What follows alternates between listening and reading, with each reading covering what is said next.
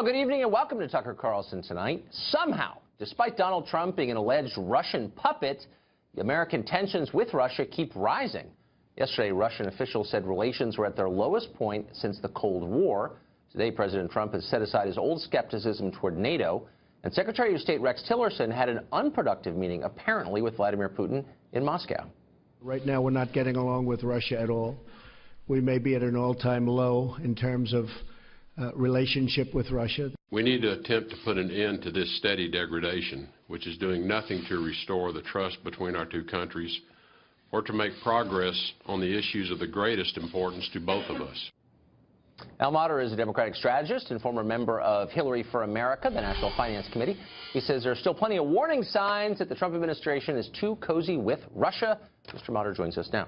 Al, thanks all for coming on. Great to be here. So you heard the president say the relationship is bad right now, and you heard the Russians say the very same.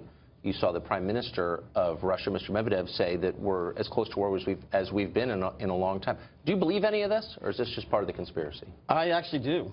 I actually found today's developments, on the one hand, discouraging, but also heartening, right? Because you see our administration speaking with one voice about Russia, and in a way that many Democrats were afraid they never would, which is to say that Russia interfered in our elections. Russia is an adversary of the United States.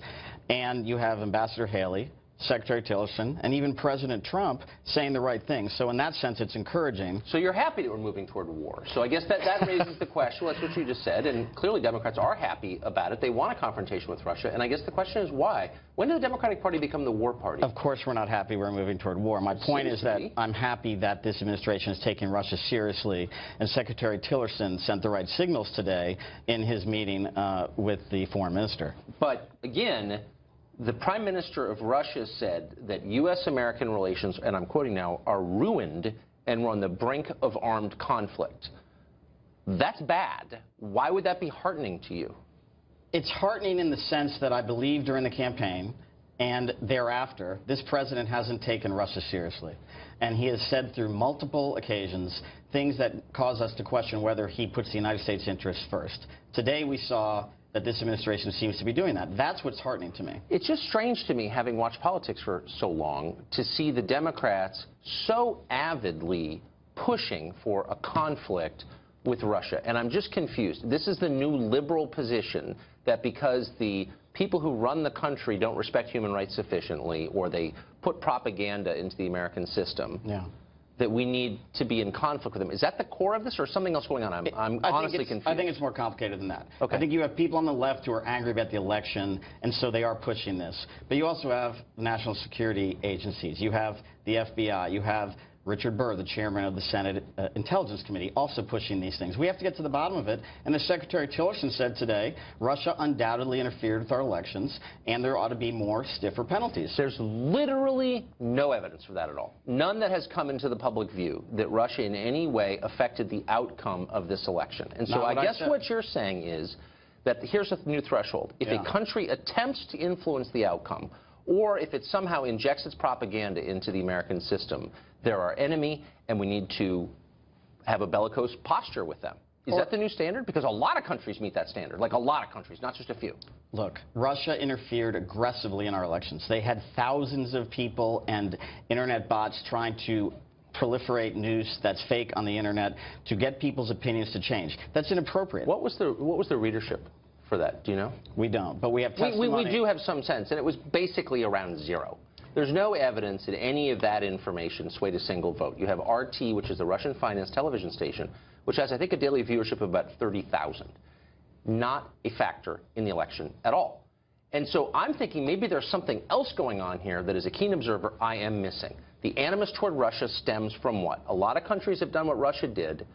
Why are we really mad at Russia on the left? What is this really about? Do you know? I don't think it's left or right. I think it's country first before party. I mean, you have many Republicans who believe these things. Lindsey Graham, John McCain, Richard Burr. You have Director Comey, who aggressively went after Hillary Clinton in an investigation. He's been saying these things. So I don't think this is a partisan issue so much as it's we need to get to the bottom of it and let the facts take us where they go. The permanent establishment in Washington, very much led by the left, wants conflict with Russia. And my question, again, is why would that be good for the United States? You literally saw Democrats say that it was, quote, deeply troubling that the Trump administration alerted the Russian military before striking Syria. There are apparently Russian soldiers on that base. Would it have been better to kill some of them with the airstrikes? So I think what you have there is people weren't sure that the administration really was putting the United States interest first. And that's why they might have made a statement like that. What you saw today, however, was a very resolute administration, one which is not going to take the slaughter of innocent children lightly, and it's going to take appropriate action. Innocent children are slaughtered around the world every single day, and nobody says boo about it.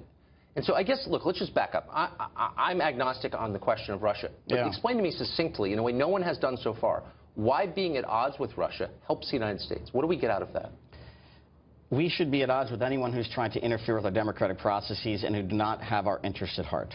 That doesn't mean we have to go to war. There is no country on earth that has our, quote, interest at heart. Countries have their own interests at heart. That's why they're countries. We have allies, we have enemies, we have adversaries. They're different degrees. But what does the United States benefit by taking an aggressive posture toward Russia, which has some of the world's largest energy reserves, which is an avowed opponent of Islamic terror, which is a genuine problem, I think you would concede. Of course. What do we get out of it? Why does the average person looking at this, why should that person be excited about moving toward war with Russia? Nobody should be excited about that, Tucker. Don't misunderstand me. I just think that we need to take seriously what happened, and I think for a while a lot of people weren't doing that.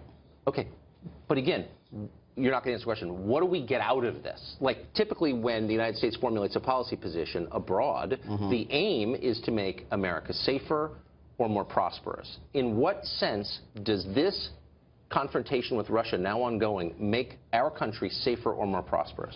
With respect to our elections, it makes us safer in our democratic processes to make sure that their integrity is preserved. We know from testimony from there's no evidence that they affected the outcome at all. Not a voting machine was hacked. There's not a single person to come forward and say, you know, I changed my vote because I was watching RT last night. So there's no evidence that Al-Qaeda or ISIS have successfully breached any of our chemical plants, but we know they look at it and try. Does that mean we shouldn't try to stop them? But Al-Qaeda and ISIS have cumulatively killed thousands of Americans. Absolutely. I don't think the Russians have done so. So again, how does it make us safer to have the Prime Minister of Russia say we're, quote, on the brink of war? That seems like a very dangerous. I feel less safe than I did a month ago, thanks to cheerleading by the left, pushing this administration toward conflict. I doubt that this administration is listening to the left, quite frankly, and I don't believe we're on the brink of war despite bellicose statements to the contrary by Russia.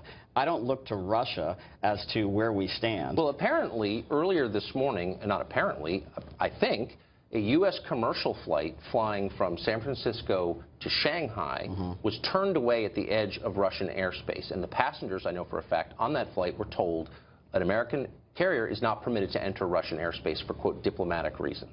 If that turns out to be true, that's a suggestion that tensions are getting to a level that is dangerous. And I would think, as a liberal and a Democrat, you would say, whoa, wait a second, this is scary, and instead you and many others are cheerleading this. I wouldn't say that. I think that's certainly troubling. But what's heartening about today is Tillerson and his counterpart announced that they're going to move back to non-interference with respect to airspace over Syria. And that's certainly much more significant because we could have had a military confrontation, and they're backing away from that. I also think it's heartening that they seem to have agreed to continue talking. There may be bellicose statements from the Russians, but we seem to at least be trying to resolve the situation as best we can. So China mistreats its own citizens, dissent is crushed, dissidents are killed, it has invaded another country and occupies it, Tibet, and it seeks our destruction. Chinese government and military has hacked into American government computers many times. We know that. It's factual. Right. So why aren't you pushing for sanctions against China? Why aren't you pushing for a confrontation with China? It meets all the criteria that you laid out. Well, as you aptly point out, there's problems all around the world. What the United States does is it seeks to act when it thinks acting is in its best interest. Perhaps the United States doesn't believe that isn't quite in its best interest. But why don't you think it's in our best interest? They're doing everything Russia has done and more. I do. But I'm not the United States government. I agree with you. Human rights violations are awful wherever they happen. So we should wage war? Of course not.